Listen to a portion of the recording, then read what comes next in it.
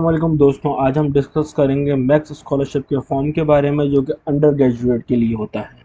तो इसलिए मैंने पिछली वीडियो पार्ट 1 में आपको बताया था रिसर्च बेस्ड स्कॉलरशिप के लिए हम किस तरह फॉर्म फिलअप करते हैं और उसमें हम किन किन बातों का ध्यान करना है। तो इसी तरीके से मैं आपको इसमें भी बताऊंगा कि हमें ये फॉर्म किस तरीके से फिलअप करना है और उसको हमने किन किन बातों का ध्यान रखना है। तो आइए वीडियो को शुरू करते हैं बिना किसी देरी के। अब जैसे कि आप यहाँ पे देख सकते हैं जो लिंक है इनका, जहाँ पे इन्होंने फॉर्म्स शेयर किए हैं बहुत सारे, वहाँ पे आप देखेंगे एप्लीकेशन फॉर्म, वो लिंक है, उस पर आपने क्लिक करना है तो आप ऑटोमेटिकली यहाँ पे आ जाएंगे। ये आपका फॉर्म है जो आपने फिलअप करना है पूरा कंप्लीट। मेक श्योर ज़रूरी नहीं आप एक ही दिन में सारा फॉर्म फिलअप कर लें, भले आप 2 से 3 दिन ले लें, क्योंकि जो मुझे टाइम लगा था फॉर्म फिलअप करने के लिए, मुझे ऑलमोस्ट 7 to 8 डेज़ लग गए थे फॉर्म को फिलअप करने के लिए, सिर्फ फॉर्म को। रिसर्च और बाकी चीज़ों में भी मुझे बहुत टाइम लगा था, उसमें रिसर्च में मुझे ऑलमोस्ट 2 मंथ्स लग गए थे। तो आप बस इस चीज़ का ख्याल कीजिए कि आप केयरफुली फॉर्म जो है वो फिलअप करें और इसमें कोई मिस्टेक ना हो। तो अगर हम पीछे दोबारा लिंक पे जाते हैं, अगर आप इसको स्क्रॉल डाउन करते हैं तो पीछे आपको नीचे आपको दिया हुआ होता है एडोबी रीडर। जैसे कि मैंने आपको पिछली वीडियो में मेंशन कर रहा था कि ये एक सॉफ्टवेयर है जिसके थ्रू आप जो है पीडीएफ फाइल्स को एडिट कर सकते हैं इजीली। अगर आपने इमेज अपलोड करनी है, सिग्नेचर करना है उसमें अपलोड, तो वो इजीली हो सकता है। लेकिन अगर आप इससे करेंगे तो यहाँ से आप फॉर्म फिलअप कर सकते हैं, लेकिन आप जो है पिक्चर और बाकी चीज़ों को नहीं कर सकते। तो मेक श्योर कि आप ये सॉफ्टवेयर इंस्टॉल कर लें तो इजी रहेगा। अब मेरे पास ऑटोमेटिकली इंस्टॉल हुआ हुआ है पहले से ही, तो हम डायरेक्ट फॉर्म पे ही चलते हैं। अब हाँ, ये रहा फॉर्म आपका, आ गया फॉर्म। तो ये आप फॉर्म देख सकते हैं। जैसे कि मैं हर वीडियो में एक बात आपसे करता हूँ शेयर, कि हमें हमेशा एक चीज़ पे फोकस रखना चाहिए, वो है इंस्ट्रक्शन। तो हमें सबसे पहले इंस्ट्रक्शन पढ़ने चाहिए कि इंस्ट्रक्शन क्या कहते हैं। इंस्ट्रक्शन इसके जो हैं वो 4 पॉइंट्स हैं जो कह रहे हैं। पहला पॉइंट कि जी आप जो हैं वो इस चीज़ को जो है मेक श्योर करें कि आप हैंड या टाइप कर रहे हो वो बोल्ड लेटर्स हों। सेकंड पॉइंट कहता है जी न्यूमेरिक अल्फ़ाबेट्स आपने, न्यूमेरिक नंबर्स यूज़ करने हैं आपने, अरेबिक नंबर्स यूज़ करने हैं आपने, सॉरी। फिर आपको थर्ड पॉइंट कहता है वेस्टर्न कैलेंडर का जो होता है ईयर्स, उस तरीके से आपने इसको फिलअप करना है। बाकी कहता है आपने नाउन, जो आपके प्रॉपर नाउन्स होने चाहिए, ठीक है, विदाउट एब्रीवेशन, किसी एब्रीवेशन के बिना। तो आइए फॉर्म को शुरू करते हैं। इस फॉर्म में भी आपने मेक श्योर करना है जो आपका पासपोर्ट है वो आपके पास लाजमी हो, ताकि आप उसको फॉलो करके आगे चीज़ें भर सकें। तो इसमें पहले लिखा हुआ है सरनेम, गिवन नेम और मिडिल नेम। अक्सर अमूमन लोगों का नाम ज़रा लंबा होता है, लोग समझते हैं जी बीच वाला हिस्सा जो है वो हमारा मिडिल नेम है। लेकिन जो आपके ऑफिशियल डॉक्यूमेंट्स होते हैं, जैसे कि आपका नेशनल आइडेंटिटी कार्ड हो गया, पासपोर्ट हो गया, वहाँ पे मिडिल नेम नहीं लिखा होता, वो आपके फर्स्ट नेम के साथ ज्वाइन होता है, जिसको अक्सर लोग गिवन नेम भी कहते हैं। तो इस चीज़ का आपने ख़ास ख्याल करना। जैसे कि मेरा नाम है अफसर रहमान जैदी, तो जैदी मेरा जो है वो है, सॉरी इसको कैपिटल लेटर में करना है। जैदी मेरा जो है वो सरनेम है, अफसाहुर रहमान जो मेरा वो है given name. Then middle name मेरा कोई भी नहीं है तो उसको वैसे ही ब्लैंक छोड़ देंगे। फिर वो आपसे पूछता है जी जेंडर आपका क्या है, मेल है फीमेल है, आपने टिक कर देना है मेल है। फिर वो आपसे पूछेगा जी मेरा मेरे मेरिट स्टेटस क्या है, सिंगल है या मैरिड है, तो जाहिर है मैं मैरिड हूँ, मैंने मैरिड कर दिया। फिर वो नेशनलिटी पूछेगा जी मैं पाकिस्तानी हूँ। देन वो आपसे पूछेगा have you ever visit, okay do you have any Japanese nationality, आपने बोल देना है नो।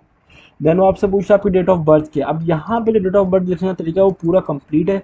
जैसे मेरी 2001 09 सितंबर है, एंड देन डेट 03।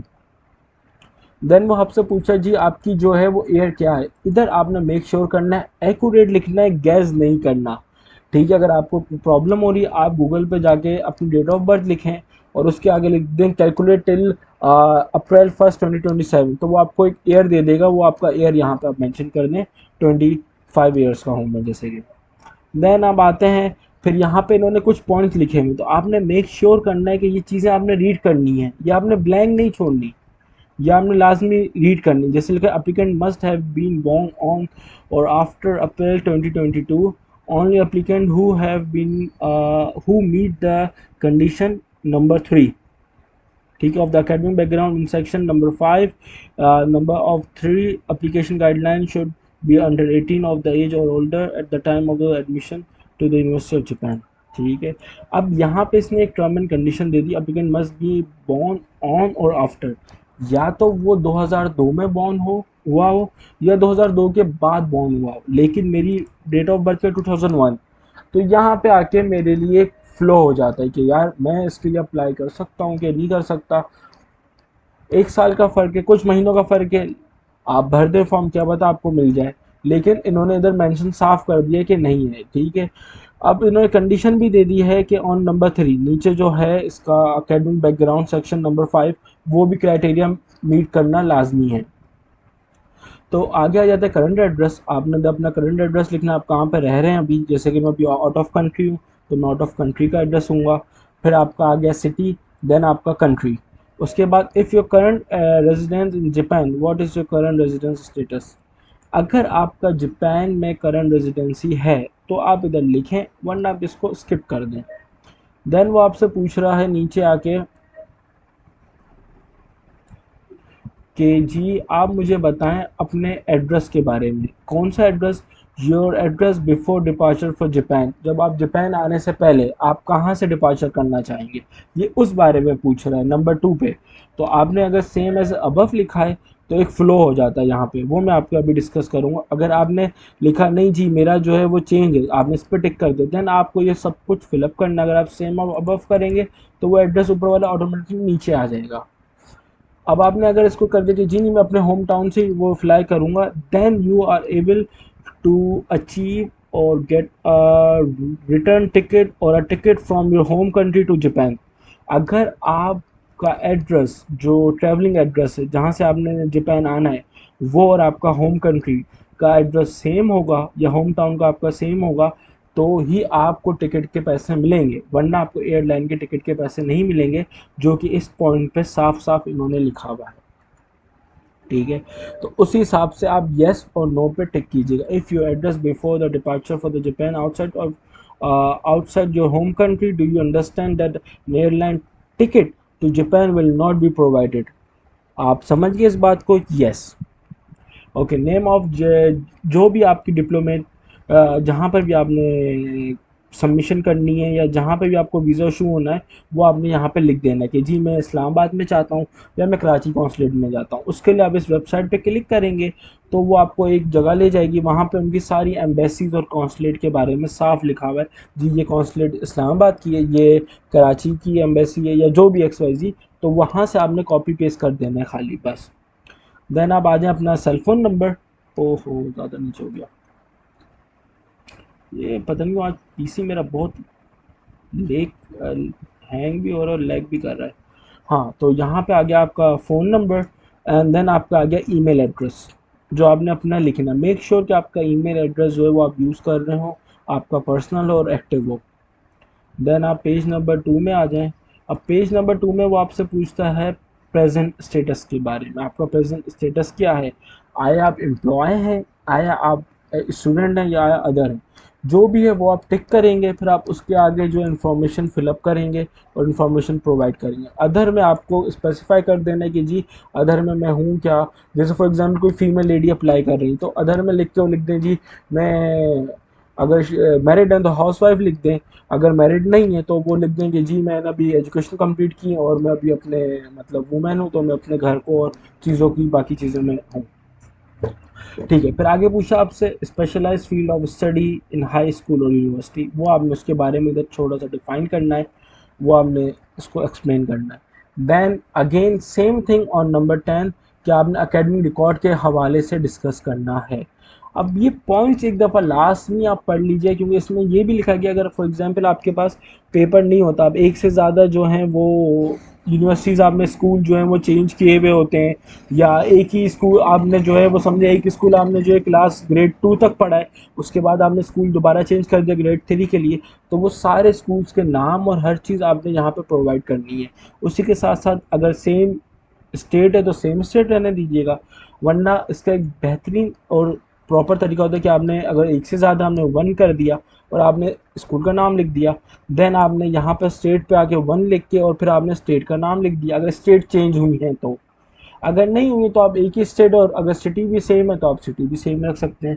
देन आपको ये सारी चीज़ें फिलअप करनी है एंड मेक श्योर कि आपने यहाँ पे मार्क्स भी अपलोड करने हैं कि आपने कितने मार्क्स आउट ऑफ कितने ऑब्टेन किए थे। देन लास्ट में आप आ जाएं। लास्ट में वो आपसे पूछता है जी स्कूल्स तो हो गया आपके 1 से लेके 8 तक, then 9 matric, then first year, second year, और आप इसको ऐसे भी कर सकते हैं 1 से लेके 6 तक, 7 से लेके 8 तक ये हो गई, और 9 से लेके इंटर तक ये हो गई। अगर आप चाहें तो इनकी, क्योंकि अरेंजमेंट थोड़ी सी डिफरेंट होती है, लोअर हम लोग लोअर सेकेंडरी बोलते हैं हम लोग 9 मैट्रिक को, और अपर सेकेंडरी हम बोलते हैं फर्स्ट ईयर सेकेंड ईयर को। देन आप आ जाएँ एजुकेशन के उसमें, अगर आप आया कि बैचलर्स अपने कंटिन्यू कर रहे हैं, आपका बैचलर्स चल रहा है, ठीक है, तो आपने यहाँ पे फिलअप करनी है चीज़ें, आपने उनको इन्फॉर्मेशन सारी देनी है, फिर आपको आगे चूज़ करना है कि जी ग्रेजुएट हो चुका हूँ या एक्सपेक्टेड टू ग्रेजुएट है या अदर स्टेटस आपने देखे, और यहाँ पे आपने रिमार्क्स लिखने। अब यहाँ पे रिमार्क्स में ज़रूरी नहीं है कि आप पॉइंट्स ही लिखें, मतलब आप अपने ग्रेड्स लिखें या कुछ भी लिखें, जो भी आप इसमें सेलेक्ट करेंगे उसके हवाले से आप छोटी सी एक स्टेटमेंट यहाँ पे लिख देंगे। देन इसके लास्ट में आ जाता है ये कॉलम, ये कॉलम जो सॉरी इससे पहले आ जाता है आपने टोटल कैलकुलेट करना है, मेक श्योर कि आप 1 अप्रैल 2026 के हिसाब से ईयर्स अपनी कैलकुलेट करें। देन इसके बाद एक कॉलम आ जाता है रिमार्क्स का कॉलम, अगर आपने कोई इन्फॉर्मेशन ऐसी है जो फिलअप नहीं की गई या कुछ ऐसी चीज़ है जो आपने एक्स्ट्रा डिफाइन करनी है, वो आप यहाँ पे लिख सकते हैं, या आपको ऊपर स्पेस नहीं है तो आप यहाँ पे कंटिन्यू कर सकते हैं उसको। ओके देन ओके या सो नंबर 11 में पूछ रहा है आपसे, have been awarded a Japanese scholarship in past, if yes or you are not eligible to apply. अगर आपको कोई स्कॉलरशिप मिली है जापानीज़ की मैक्स स्कॉलरशिप, अगर आपने पहले अप्लाई किया है तो आप एलिजिबल नहीं है इसके लिए, तो आपको नहीं मिली, आप नो पे टिक कर देंगे, अगर मिली है तो आप यस कर दें, लेकिन आप समझ जाएं कि आप एलिजिबल नहीं हैं इसके लिए, तो हम इधर नो पे टिक कर देंगे इसको। देन वो आपसे पूछ रहा है, are you applying for any other Japanese government MEXT scholarship including the program for which scholarship payment will be begin in FY 2025 through their final selection result have not been decided yet। तो इधर आपसे एक चीज़ पूछा कि जी आपने क्या कोई और स्कॉलरशिप अप्लाई की भी है इससे पहले कि नहीं, तो आपने इधर मेंशन करना है, अगर की हुई है तो यस, नहीं की हुई तो नो, भले ही वो लास्ट ईयर की हो या जो भी हो। दैन वो आपसे अगला स्टेप में पूछ रहा है, are you receiving or scheduled to be receiving any scholarship from any organization other than Japanese government max, including any organization of your home country government together with max scholarship। क्या आप कोई और scholarship जो है वो आपकी schedule हुई है या आप रिसीव कर रहे हैं या कुछ भी है जिसका लिंक मैक्स के साथ है, या आपके अपने भले अपने कंट्री में हो या कुछ भी हो, तो आपने येस और नो के ऊपर टिक करना है उस लिहाज से। इफ़ यू आर रिसीविंग और applying for other scholarship please specify the name and sponsor the scholarship period, scholarship amount and etcetera. अगर आपको कोई भी स्कॉलरशिप मिले, फॉर एग्जांपल आपने अपना हाई स्कूल किसी स्कॉलरशिप में कंप्लीट किया है, या आपको अपने स्कूल में स्कॉलरशिप मिली है, या आपको अपने होम टाउन में कहीं पर भी आपने स्कॉलरशिप मिली जो आपने अवेल की हो, ठीक है, या आपको मिली हो, तो आप उस स्कॉलरशिप का नाम, उसके जो पीरियड है वो, और उसकी स्कॉलरशिप की अमाउंट, हर चीज़ डिटेल में आपने यहाँ पे एक्सप्लेन करनी है इस जगह पे। देन वो आपसे पूछ रहा है, जैसे कि मैंने आपको बताया अंडर ग्रेजुएट है, तो इसमें इन्होंने दो उसमें फील्ड को डिवाइड किया हुआ है। पहली जो फील्ड है वो है social science and humanities, second field है नेचुरल साइंसेस। ये भी आपको इसके बारे में जो है ना ये पूरी फील्ड्स, ये आपको जो लिंक्स हैं वहाँ पे आपको इनकी सारी डिटेल्स मिल जाएंगी कि आपकी जो फर्स्ट चॉइस होगी, second choice and major, name of the major, तो ये आपने वहाँ से फिलअप करनी है। उसके लिए मैं आपको जो है वो या तो कोई शॉर्ट वीडियो बना के अपलोड कर दूंगा, वरना आपको जो इसका क्या कहते हैं ये है ना ये क्या, ये इधर आ गए, हाँ, यहाँ से आपको इसकी इंफॉर्मेशन मिल जाएंगी, इन लिंक्स में है, यहाँ पे गाइडलाइन में होगा, यहीं कहीं था, मेरे जहन से निकल गया है अभी, तो आपको यहाँ से आपको जो है वो उसकी इंफॉर्मेशन मिल जाएंगी कि जी आया के जो है वो कौन सा वो है, हमें कौन सी फील्ड यहाँ पे चूज़ करनी है, क्या क्राइटेरिया है और कौन सा नंबर है, वो सारी चीज़ें आपको वहाँ से मिल जाएंगी। मैं इसका लिंक जो है वो डिस्क्रिप्शन में ऐड कर दूँगा, तो आपको इजी रहेगा, वहाँ से आप बस क्लिक करेंगे तो आपको ये सारी इन्फॉर्मेशन मिल जाएंगी पॉइंट नंबर 14 की। चलें आज हम पॉइंट नंबर 15 पे चलते हैं। उसमें वो आपसे पूछ रहा है reason for selection of the field of study and major. Okay, अब ये पॉइंट नंबर 15 पे आपसे रीज़न मांग रहा है, तो आपने इधर अब रीज़न देना है। Specify the reason why you selected each field of study and major in section number 14। अब आपने सेक्शन नंबर 14 में इसको एक्सप्लेन करना है। फर्स्ट चॉइस आपने फर्स्ट चॉइस क्यों ये फील्ड चूज़ की, सेकंड चॉइस आपने क्यों ली इस फील्ड के लिए, थर्ड चॉइस आपने क्यों चूज़ की फील्ड लिए। देन उसके बाद हम आ जाते हैं इसके पेज नंबर 4 पे। तो पॉइंट नंबर 16 हमसे क्या कर रहा है, पॉइंट नंबर 16 हमसे बोला what was the trigger for having an interest in Japan. हमने जापान में इंटरेस्ट क्यों शो किया, why we want to apply in Japan. ठीक है, तो हम उसको बताएं कि जी हम इंटरेस्टेड क्यों, क्योंकि हमारी जो फील्ड है या हम जो नॉलेज हमें जो मेरी रिसर्च है या मैंने जो रिसर्च की कि जी मैं अगर अब्रॉड स्टडी करने चाहता हूँ तो वो मुझे कौन सी कंट्रीज़ हैं जो कैपेबल हैं या कौन सी कंट्रीज़ हैं जो मुझे एडवांस और लेटेस्ट स्कोर्स के साथ चलेगी। तो आपने इधर वो चीज़ें एक्सप्लेन करनी है सारी चीज़ें।